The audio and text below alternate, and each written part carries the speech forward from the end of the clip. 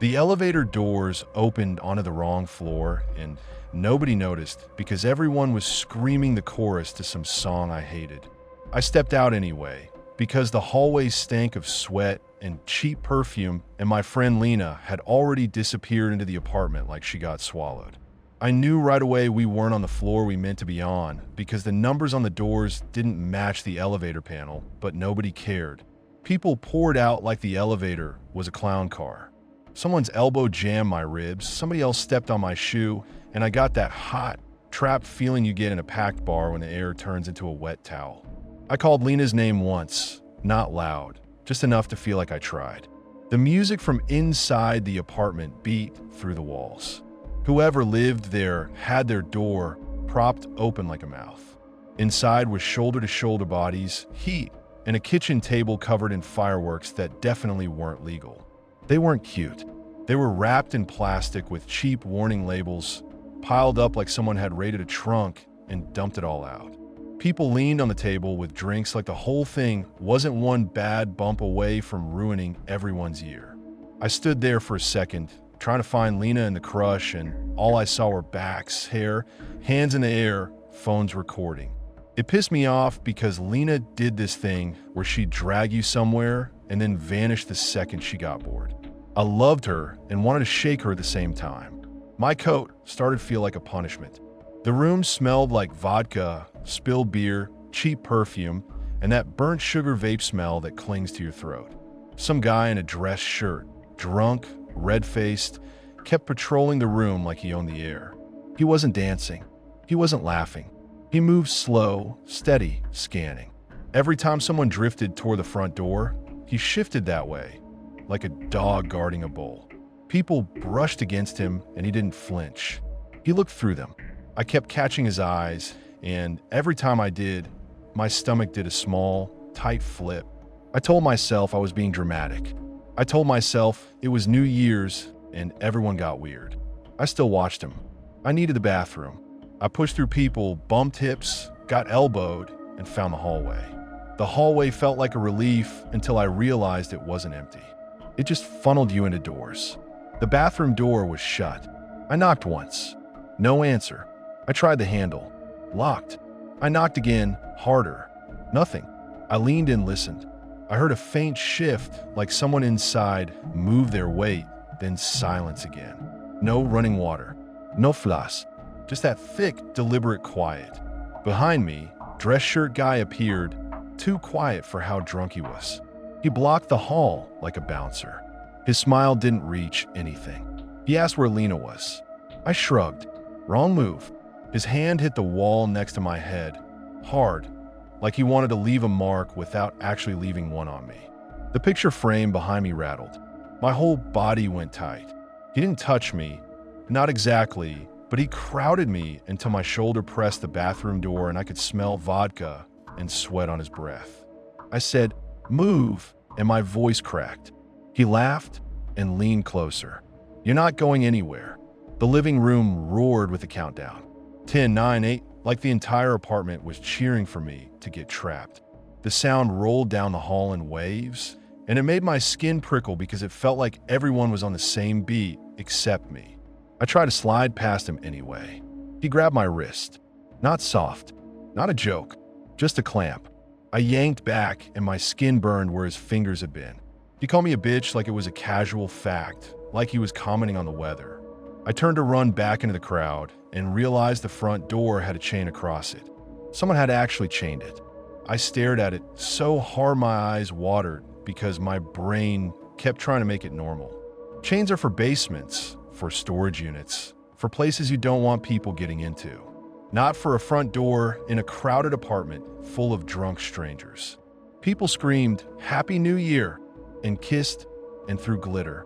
And my brain kept circling back to that chain like a stuck record. Who does that? Why does everyone keep partying like it's fine? I shoved closer, pretending I was just pushing through to hug someone. I grabbed the chain and tugged. It didn't budge. The metal felt cold and solid and real, and that made the panic hit harder. I looked around for Lena again, scanning faces like a lifeguard scans water, fast and sharp, except there was no calm surface, just bodies and noise. Nothing. No red coat. No familiar here. Nothing. My phone flashed 2% and died. That tiny black screen felt like the last friend leaving. I pressed the button again like I could gild it back to life. Nothing. I stuffed it in my pocket and my hand started shaking, not cute shaking, full body shaking that made my wrists feel weak. A firework went off inside the apartment. Not outside, not in the sky. In the living room. A rocket shrieked sideways, slammed into a curtain, and the whole room cheered like that was part of the show. I watched sparks skip off the fabric and vanish into it. The curtain started to smoke.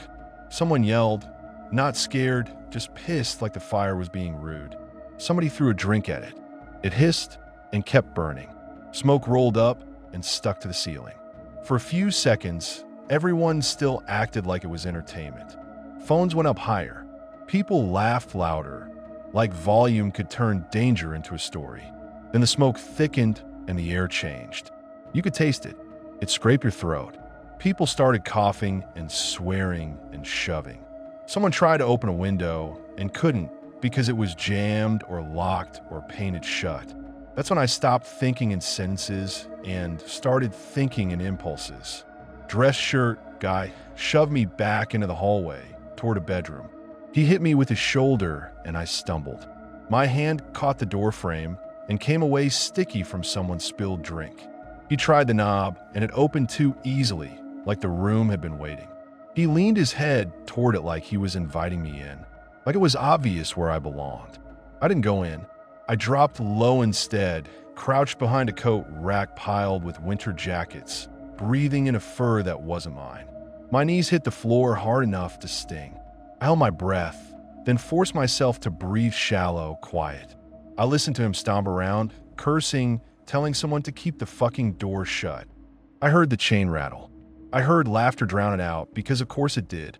People laugh when they're scared and drunk. People laugh when they don't want to admit what's happening. The smoke pushed into the hallway. It didn't drift politely. It came fast and thick, and it made my eyes pour. Coughs turned into gags. The living room didn't panic in one clean wave. It panicked in ugly bursts. People shoved, slipped, yelled at each other like blame would clear the air. Somebody fell and didn't get up right away. I heard shoes scrape and stomp near my face. A heel clipped my knuckles, and I bit down hard to keep from crying out.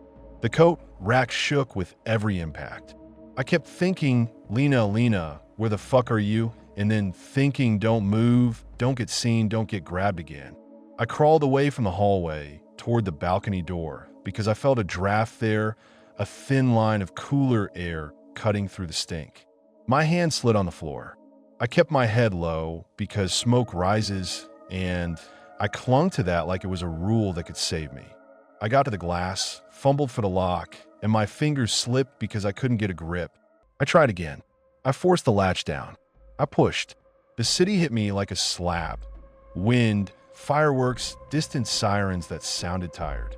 I leaned out and sucked air until my chest hurt. Behind me, the apartment had turned into a choke box. The orange glow from the living room flickered through smoke, and the sound of people hitting the door and yelling turned into this blurred roar. I didn't stop to watch it get worse. I swung one leg over the balcony railing, then the other, and dropped down onto a narrow ledge that wrapped the building. My dress caught on a nail and tore. The concrete bit through my shoes.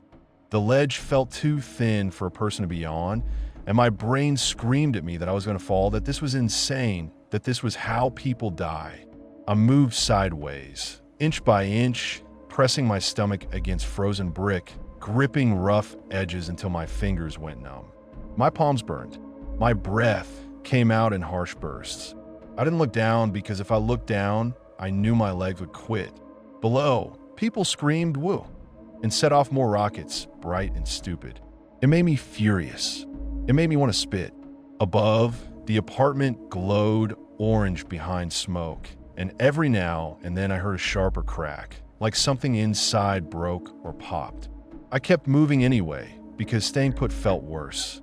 When I finally reached the next balcony, I dropped onto it like a corpse and hammered the glass. A woman opened the door, saw my bare arms, and froze like I was the threat. I didn't beg. I just shoved past her, shaking, leaving footprints on her nice floor. She started yelling at me, angry about her carpet, and I wanted to grab her by the shoulders and scream that I'd almost gotten locked in a burning box with a predator. I didn't. I just kept moving because the kind of night that starts with Happy New Year doesn't always end with anyone believing you.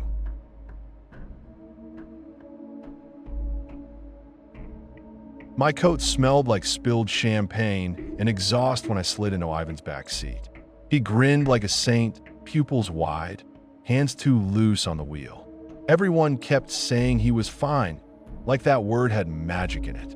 I watched the dashboard clock roll toward midnight and felt my stomach tighten because the road outside had that glazed, black shine that means ice is hiding under nothing. The party had been a mess in the usual way. Too many bodies, too much bass, too many cups shoved into hands that didn't ask. Ivan drank like he was trying to quiet something. Shot beer, shot whatever. People laughed and fed it.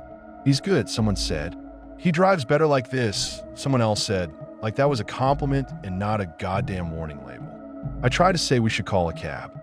It came out soft. I hate that about me. Soft words in loud rooms. I did the next thing, the coward version of a fight. I pulled Ivan aside near the kitchen sink and told him to give me the keys. He leaned in too close, breath hot with liquor, and smiled like I was cute. He patted his pocket like the keys were part of his body.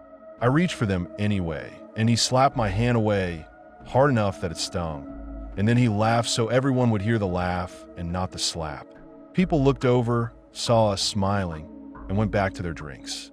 If you can wrap something ugly in a joke, people let it slide. Somebody's boyfriend told me to relax, and I wanted to smash his face into the counter. Another guy said, "If you're scared, stay." Like the only options were shut up or be alone. I should have stayed. I didn't. I let myself get shepherded out with the group because I didn't want to be the person who ruined New Year's. That sentence makes me want to puke now. We climbed into the car anyway. The girl in the front seat, friend of a friend, glitter on her eyelids, laughing too hard at nothing, kept scrolling her phone like the road didn't exist. Ivan fired the engine, and the heater wheezed hot air that smelled like old dust. He tapped the wheel with his fingertips, loose and happy, and then he pushed the gas like he wanted to outrun the year. We pulled away, and the city instantly got quieter, like the noise stayed behind with the fireworks. Ivan punched the heater, then punched the gas. The tires hissed. The car drifted a little and corrected a little, and every correction came late. I watched his hands, not gripping, just resting. He'd steer, then oversteer, then laugh under his breath like the car was joking with him.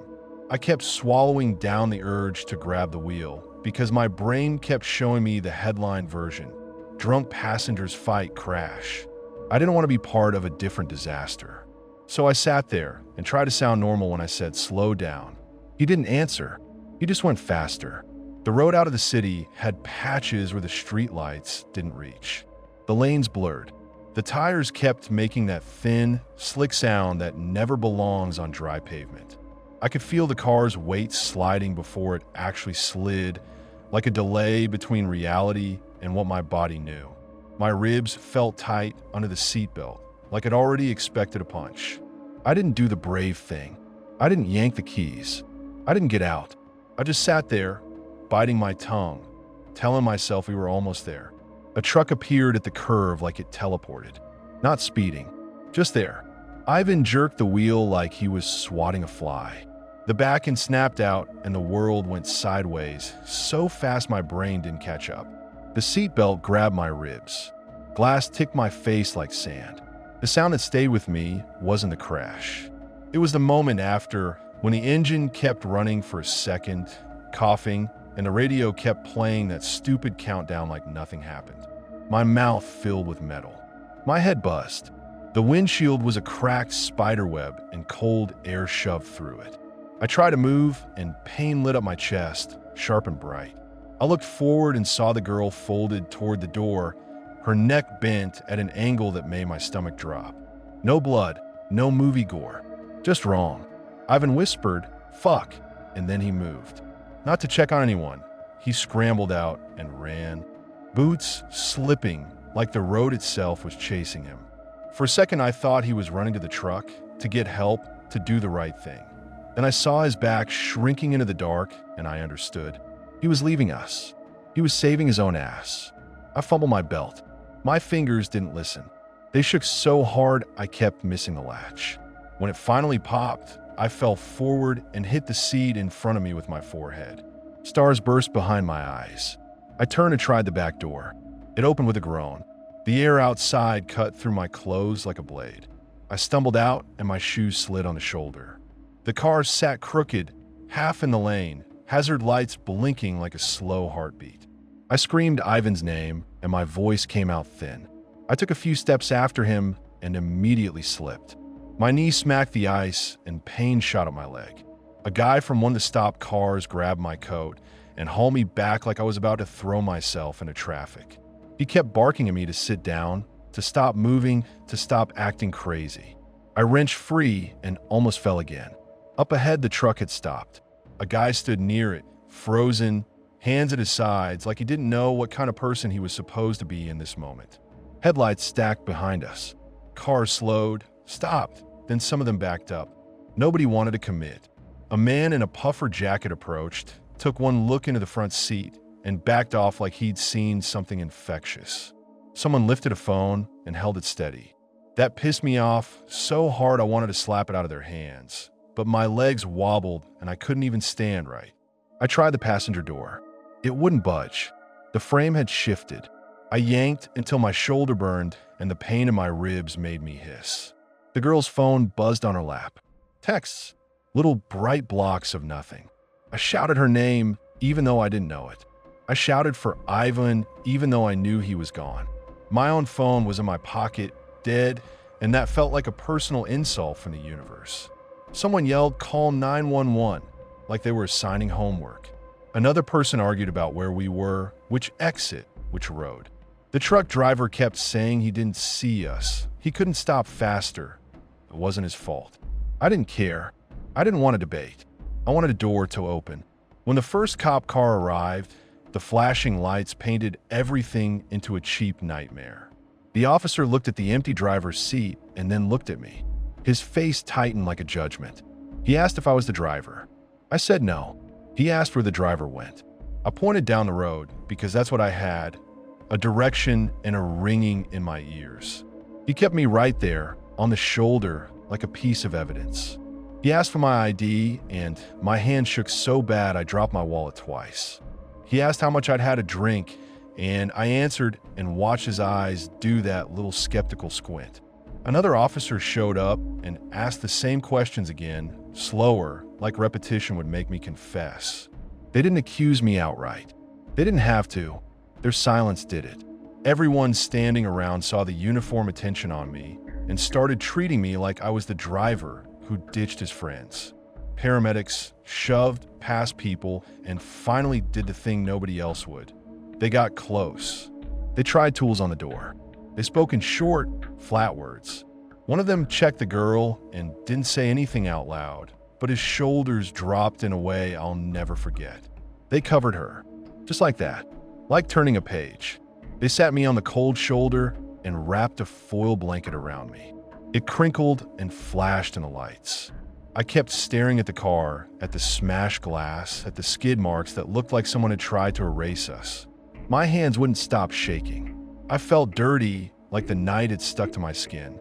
The cops kept asking the same questions in different shapes. How much did you drink? Did you know he was drunk? Did you try to stop him? Did you touch the wheel? One of them made me blow into a little machine right there in front of strangers like a public humiliation ritual. The number was low, under the limit, and it didn't matter. It didn't make me feel innocent.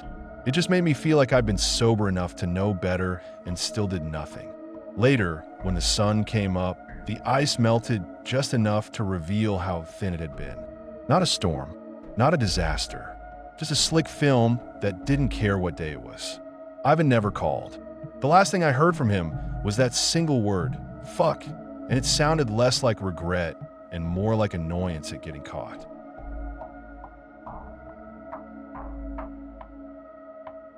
Fireworks kept popping outside my building like the city was cracking its knuckles. I climbed the stairs because the lobby smelled like spilled beer and some idiot had jammed the elevator with confetti.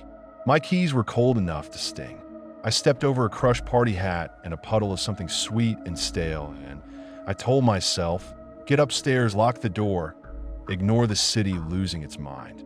The stairwell echoed with drunk laughter from somewhere below, and every time a firework went off, the walls flashed white, then went dark again, like the building was blinking.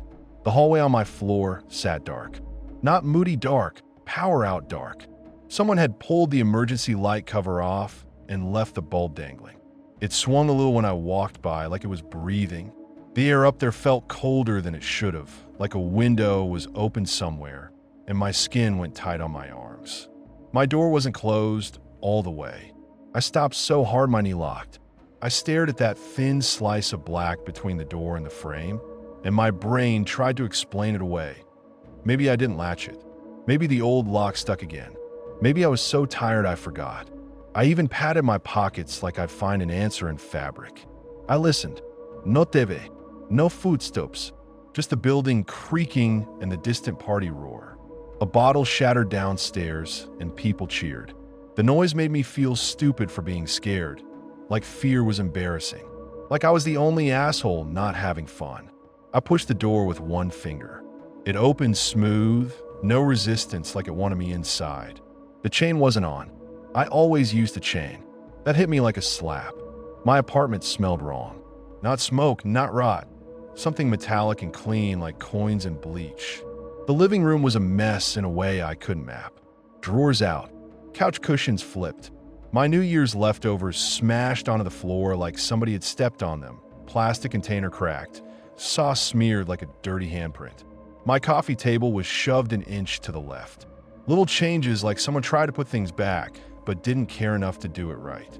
My jaw clenched so hard it hurt, and I realized my tongue was pressed to my teeth like I was bracing for a hit. I moved fast, quiet, because that's what your body does when it decides your prey. I checked the bedroom. Empty. Under the bed. Empty. Closet. Empty. Bathroom. Empty. The medicine cabinet hung open and my toothbrush cup was tipped, toothpaste smeared across the sink like someone wiped a finger through it on purpose. That tiny stupid smear made my stomach roll. It wasn't necessary. It was a message. Then I heard it. A small click from the kitchen, followed by a soft scraping sound, like someone sliding a blade along a countertop to test it. I backed up and my heel bumped a glass shard. It crunched. The scraping stopped. Silence swelled until it felt loud. Fireworks outside covered everything, a constant excuse. My heart thudded so hard my vision pulsed. I stood there waiting for another sound, anything, and my brain started throwing out options like bad jokes. Jump out the window, hide in the bathroom, pretend you didn't hear it. I ducked in the hallway and grabbed the heavy cast iron pan from the hook by the door. My hands sweated so badly the handle wanted to slip. I hated that my first weapon was cookware, like I was about to fight for my life in a shitty sitcom. I stepped toward the kitchen and saw the shadow first. Someone crouched behind the counter, close enough that I could see their breath puff in the cold air from the broken window over the sink. The latch hung bent and a pane was shattered inward. Little chunks of glass sat on my dish rack like spilled ice. He rose slowly, like he didn't need to rush. Young, maybe hood up, eyes flat. He held my knife in one hand, my wallet in the other, like he was comparing value. He didn't look surprised to see me. He looked annoyed, like I showed up early to my own appointment. His shoes left damp prints on my floor like he'd walked through slush. He smelled like outside and sweat, and under that clean metal stink, there was something sour like nerves. He didn't lunge. He didn't shout. He just smiled, small and mean, and took one step forward. I lifted the pan, and my arms shook. I wanted to swing. I wanted to crack him and make him stop being a person. Instead, my throat tightened and my voice came out thin. Get out. He tilted his head, listening to the fireworks, and shrugged like my words were background noise. Then he moved toward me, slow, testing how close he could get before I broke. I backed up and my heel slid on something on the tile, sauce, glass, I don't know, and I caught myself on the wall. The pan clanged lightly and the sound felt like blood in the water. I swung the pan at the air, a warning, and he flinched back just enough to laugh. He said, "You won't," like he knew me better than I did. The cruelty of that, him reading me right, made my stomach drop. He didn't need a gun. He had the confidence of a person who'd gotten away with it before. He kept the knife low, like he didn't even need to show it. His eyes stayed on my hands, not my face. He was watching for the moment I hesitated. I did the only thing that wasn't brave. I ran. I bolted into the stairwell and slammed the door. The latch clicked like a joke. My hands fumbled my phone. No signal. Power outage. The building's concrete ate the bars. I tried anyway, thumb stabbing the screen, and the call failed so fast it didn't ring. I hit it again. Same. My breathing turned loud and ugly. Behind me, I heard the stairwell door open, slow, like he was following for fun. Not a chase. A stroll, like he wanted me to know he could. I sprinted down, skipping steps, lungs burning. I almost dropped the pan because my grip went numb. On the third-floor landing, I found my neighbor's door wide open. Inside, a couple screamed at each other, drunk, feral. A kid stood in the corner in socks, staring at the wall like he'd left his body. Nobody looked at me. Nobody cared. I yelled for help anyway.